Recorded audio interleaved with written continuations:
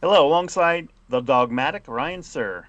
I'm Don Helbig, and welcome to the Pick Six, the podcast by the Attractions Group, where we bring you the latest top stories from the attractions and amusement industry. Thanks, Don. Before we delve into this Pick Six, let us remind you that you can follow us in all your favorite podcast apps, Apple, Google, Spotify. You know the drill. Make sure that you subscribe to our YouTube channel by searching for the Attractions Group Podcast, and give us a follow on Facebook and X. Don, kick us off.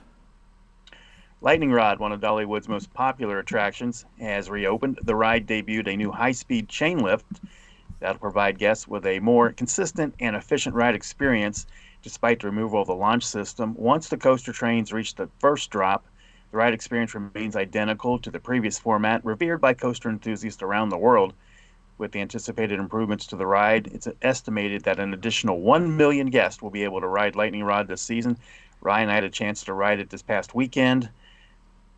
The ride does remain identical. If there's anything that's changed at all that I noticed, it's a little bit smoother, a little bit more airtime. I thought it was fantastic. That's good to hear. The high-speed chain lift, does that feel fast, or does it just feel like your typical chain lift? I mean, it goes up at a decent rate. I mean, it's not slow or anything like that. Now, you're not getting launched like you did before, but it always slowed down just before you reach the top anyway. Mm-hmm. You know, so once you get up to the top, I mean, it's identical, and the great thing about it is, you know, it's going to be reliable.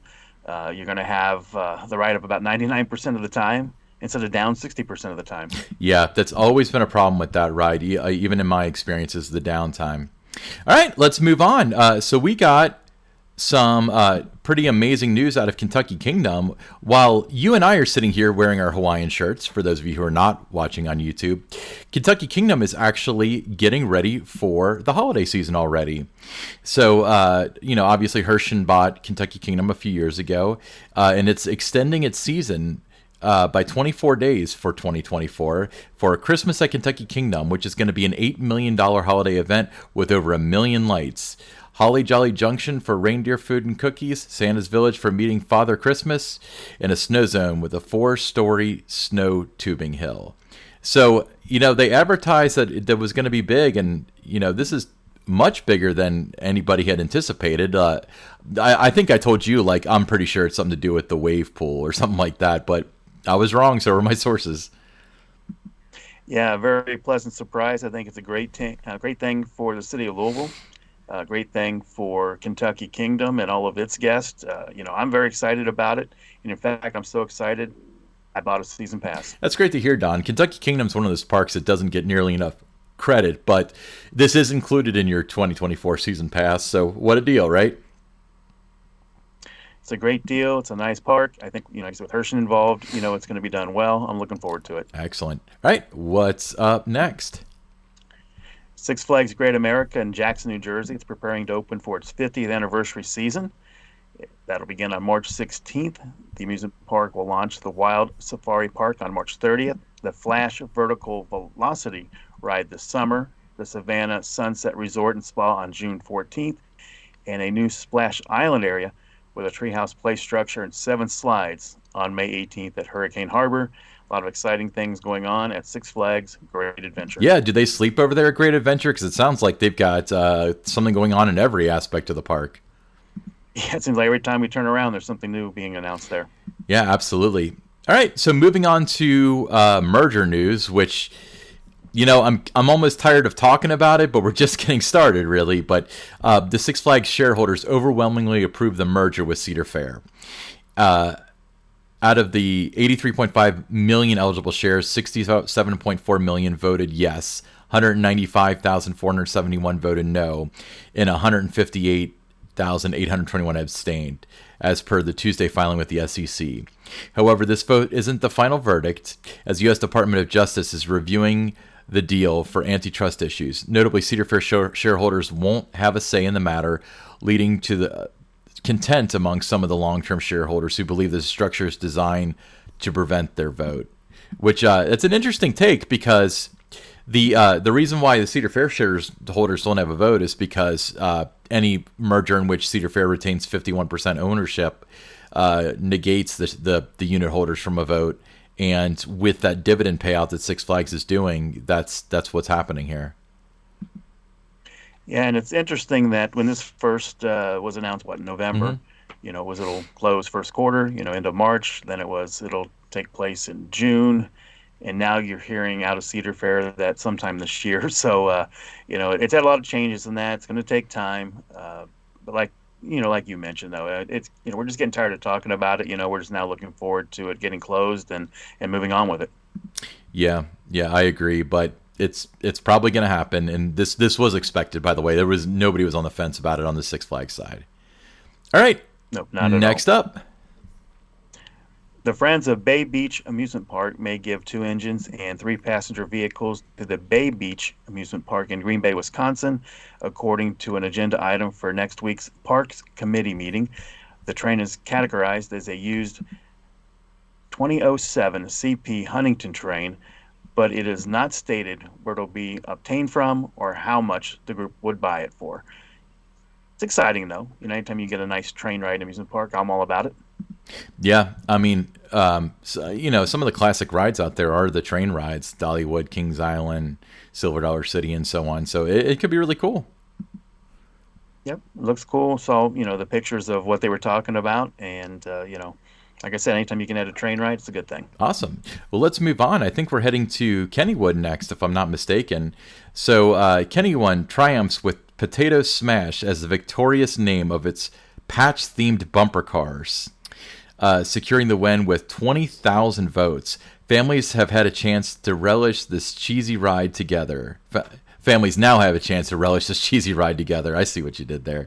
As the new experience boasts a lower height requirement, the vote for the most appealing new ride naming sweepstakes drew in nearly 20,000 participants, with Potato Smash emerging as the favorite choice, claiming half of the total votes. So it's interesting that we're getting Potato Smash from Kennywood, and we're getting Good Gravy from Holiday World. I see a theme forming here. Yep, some great tasting rides, right? Yeah, I mean, if there's anything that any critique I had for both Holiday World and Kennywood is that their rides tasted terrible. So I'm glad to see that that's getting upgraded nowadays. No, what I liked about it is they involved their guests. Let them have a say in what the ride would be Mm-hmm. named. That's true. All right, moving along. All right, our listener questions. We got a couple of them here. The first one from 10W. He says, "You're my favorite industry podcast, accompanying my commute each week. As a train enthusiast, I'm curious, which theme park, in your opinion, offers the best train ride?" You want me to go first, or should you go first? Go ahead. Yeah, you go ahead. My favorite train ride is probably Dollywood Express. I mean, that's a pretty easy answer. I would say Dollywood Express.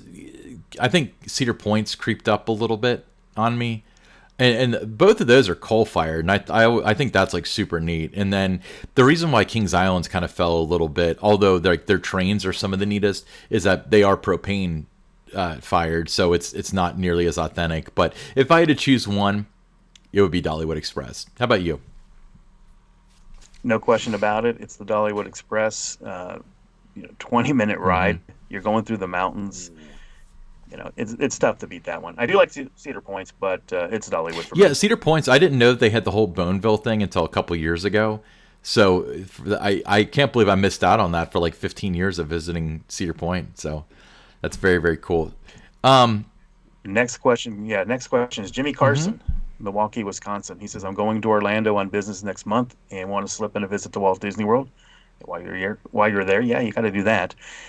He says, "If I only have time to visit one of the parks, which one should I choose and why? Thanks." That's hard to say. The quintessential answer is Magic Kingdom. If you've never been to a Disney park, then probably Magic Kingdom would be a good one to go to. My personal favorite Disney park is Epcot. Epcot is probably my favorite park, like, on Earth.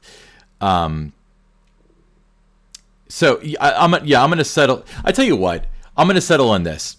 If you haven't been yet, go to Magic Kingdom. Make sure you buy the Lightning Lane if you only have one day, by the way. But that's a good, like, quintessential, like, you understand what Disney's all about with Magic Kingdom. If you've been before and you're just looking to make some sort of trip and you just want to have some fun, maybe Hollywood Studios. That's a great park with a lot of, like, more thrilling rides. I'm not sure when you're going, but Aerosmith Rock and Roller Coaster will reopen this summer, so you'll have a coaster to ride. It's very similar to Flight of Fear, actually. And of course, the greatest ride of all time, Tower of Terror. And then some fun things like Muppets and Rise of the Resistance, of course. But I don't know, Don. If you could only visit one, what would you recommend? It's going to be Magic Kingdom. You kind of touched on a little bit. To me, it's the most magical of the parks. I think it's the one park where, you feel Walt Disney's presence the most.